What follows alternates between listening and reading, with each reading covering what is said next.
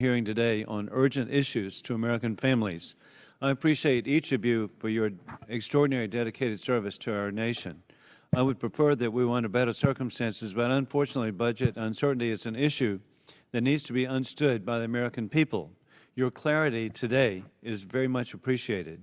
In South Carolina, I represent over 48,000 enlisted soldiers who annually graduate and are stationed at Fort Jackson, along with the nearby base at Fort Gordon and the nearby airmen at Shaw Air Force Base, the Marines at Parris Island, Beaufort Naval Hospital, Beaufort Marine Corps Air Station, and the Guard members at McEntire Joint Air Base. South Carolina knows and loves our military. Your leadership provides young people opportunities for meaningful and fulfilling lives while protecting American families. Additionally, as a veteran, son of a veteran, I'm grateful I have 4 sons that have served overseas in the military, along with a nephew in the Air Force who has served in Iraq. It is for this reason that I'm particularly concerned about the negative impacts a continuing resolution would have on military families, such as deferred reenlistment bonuses, delayed family moves from summer to the school year, reprogrammed military equipment upgrades with limited training.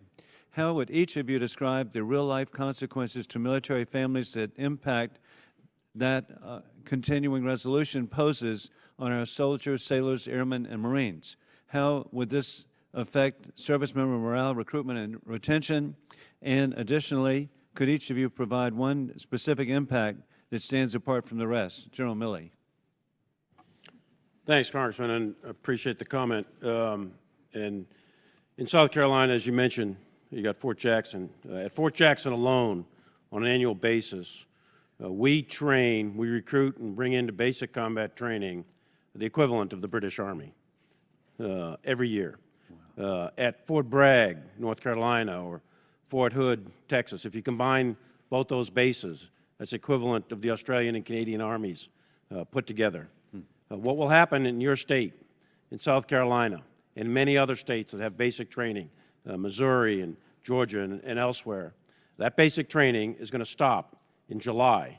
We're going to run out of money next month, and then over the following 60 days, we're going to not have the gasoline, the fuel, the ammunition, etc. And basic training is going to stop. And what that will mean is we can't take those basic trainings that are already there and then onward deploy them or PCS them to operational units. And we'll have to keep them right there at the fort.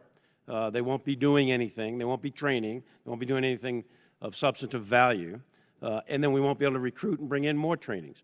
So if we don't get this budget passed, we don't get the supplemental pass, Fort Jackson and many other forts, for all intents and purposes, will be coming to a screeching halt for all of the activities and training that goes on them. The impact on families will be significant. We're already cut back on several services throughout the Army, and we will continue to have to cut back on more services for families, family members. You're going to have to stop PCS moves. You're going to have to cancel bonuses.